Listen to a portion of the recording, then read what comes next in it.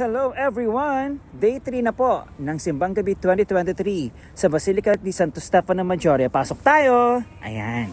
For today's homily po ni Father Sunny, he talks about being prudence, the quality of being prudent, about consciousness.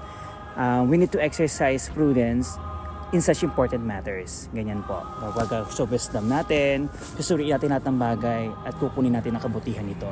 Yun po. Thank you Father Sunny for that.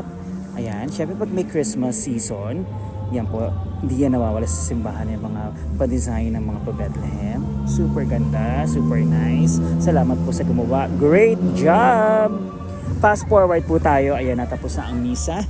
Sa loob po natin ginagawa yan. For this time po kasi, dahil since nga po ang dami po nagsisimba, kaya sa may pinto na po ginagawa ang pabindisyon ni Father Sunny. Ayan. Super basang-basa ako dyan. Basang-basa ang bunbunan ko. #superbless. Thank you Father Sunny. Diretso na tayo.